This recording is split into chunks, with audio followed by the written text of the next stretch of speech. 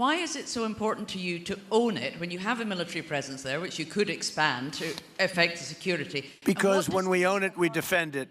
You don't defend leases the same way. You have to own it. If we don't do it, China or Russia will. Not going to happen. We are not going to have, and I like China, I like Russia, I love the people of China, I love the people of Russia. I get along very well with President Putin, but I'm very disappointed in him. I get along very well with President Xi. I'm going to go over to China in April, but I don't want them as a neighbor in Greenland. Not going to happen. And by the way, and NATO's got to understand that. I'm all for NATO. I saved NATO. If it weren't for me, you wouldn't have a NATO right now. But we're not going to allow Russia or China to occupy Greenland, and that's what's going to happen if we don't.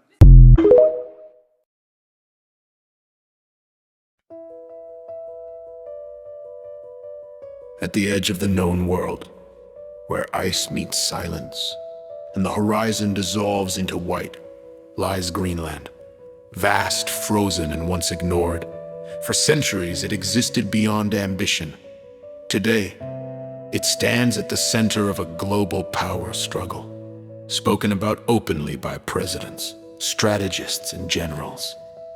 History set the stage long ago. During the Cold War, the United States built Thule Air Base deep in Greenland's Arctic north.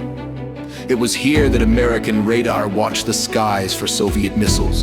Decades later, that same base remains active because the threats have not disappeared, they have evolved. In 2019, US President Donald Trump shocked the world with a blunt declaration.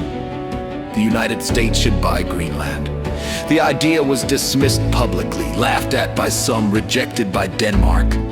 But strategically, it was anything but absurd. Trump said Greenland was strategically interesting, a rare moment when geopolitical reality broke through diplomatic language.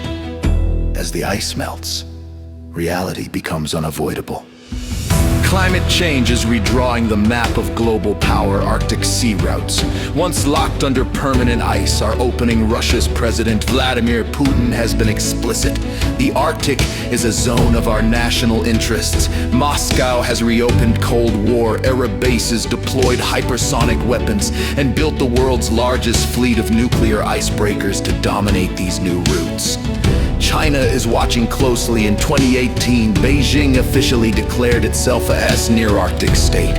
President Xi Jinping described China's ambition to build a polar Silk Road, linking Arctic resources and shipping lanes to Chinese industry. Chinese companies have sought stakes in Greenlandic airports, mining projects, and infrastructure, moves that triggered alarm in Washington and Copenhagen. The United States responded in kind. Secretary of State Mike Pompeo warned that the Arctic was becoming an arena of global power and competition. Washington increased military funding for Greenland, reopened diplomatic missions, and reaffirmed its presence at Thule as part of its missile defense network, key to detecting threats from Russia or beyond. Beneath Greenland's melting ice lies another strategic truth. Minerals, rare earth elements, uranium, and critical metals essential for green energy, advanced weapons, and space technology. Control of these resources means control of the future economy. As global leaders race toward electrification and AI dominance, Greenland becomes a vault no superpower can ignore. Greenland's own leaders now face historic choices. Former Premier Kim Kielsen stated clearly, Greenland is not for sale, yet economic independence, infrastructure investment, and sovereignty remain powerful incentives. Every agreement signed with a foreign power shifts the balance. This is no longer a frozen wilderness. It is a geopolitical chessboard. No tanks roll across the ice. Instead, moves are made with military bases, diplomatic statements, investment deals, and climate projections.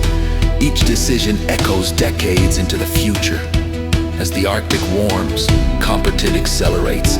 What was once the edge of the world is now its strategic center. Greenland is not tomorrow's battlefield. It is tomorrow's balance of power.